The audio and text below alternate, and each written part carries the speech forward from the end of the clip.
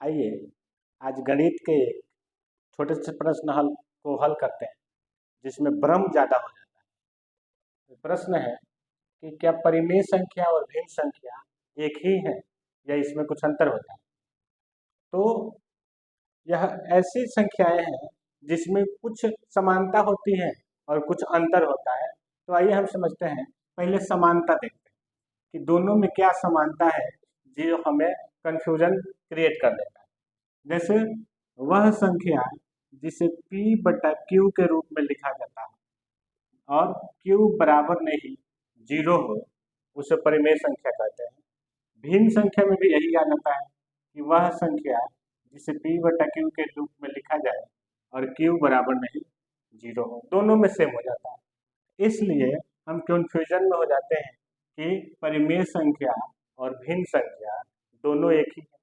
तो क्या यहीं तक सीमित रह जाती है या इससे आगे भी कुछ होता है। तो आइए समझते हैं। परिमेय संख्या जो है एक बृहत रूप है, जबकि भिन्न संख्या जो है कम मतलब छोटा रूप कह सकते हैं। अब बृहत रूप में क्या होता है कि P और Q जो है वो क्या है। तो यहाँ P और Q जो है वो पूर्णांक होती है। क्या होती है? पूर्णांक। और हम जानते हैं कि पूर्णांक किसे कहते हैं।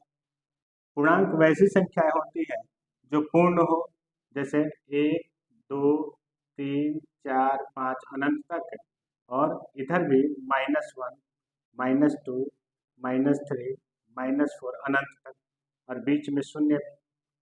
ये सभी जो है पूर्णांक होती है।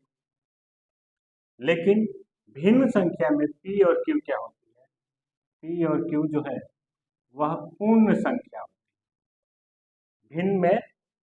भिन्न में P और Q पूर्ण संख्या का सदस्य होता है, जबकि परिमेय संख्या में P और Q जो है वो पूर्णांक का सदस्य होता है। और पूर्णांक में जो संख्याएं होती है वह धनात्मक, ऋणात्मक और शून्य भी होती है। लेकिन पूर्ण संख्या में जो संख्याएं होती है वो 0 और 1, 2, 0 और उससे आगे दाहिने तरफ।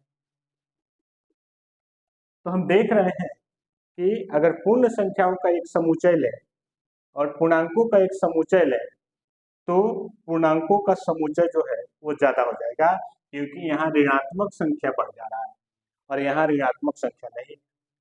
इस तरह जो है परिमेय संख्या एक बृहत रूप धारण कर लेगा और भिन्न संख्या एक छोटा रूप धारण करेगा। भिन्न संख्या में उदाहरण के तौर पर हम ले सकते हैं, यहाँ ध्यान में रखना है कि P भी पूर्ण संख्या है, Q भी पूर्ण संख्या है, लेकिन Q जो है शून्य नहीं हो सकता है, शून्य को छोड़। यहाँ P और Q में P भी पूर्णांक संख्या है, Q भी पूर्णांक संख्या है, लेकिन Q जो है वो शून्य नहीं हो सकता।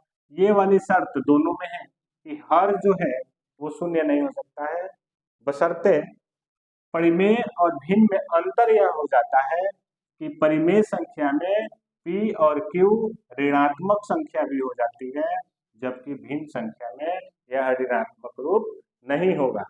जब भी भिन्न संख्या होगा वह धनात्मक ही होगा, नहीं तो शून्य होगा। और परिमेय संख्या ऋणात्मक भी हो सकता है, जैसे -6/4 यह जो है परिमेय संख्या कहलाएगा और 6/4 यह भिन्न संख्या कहलाएगा।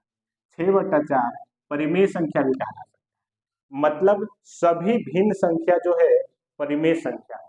यहाँ एक नोट में हमारे साथ आए, हमारे पास नोट में 2 लाइनें मिलेंगी कि सभी भिन्न संख्या परिमेय संख्या होती है, लेकिन सभी परिमेय संख्या भिन्न संख्या नहीं होगी। तो इस तरह आप समझ चुके हैं कि परिमेय संख्या किसे कहेंगे और भिन्न संख्या किसे कहेंगे।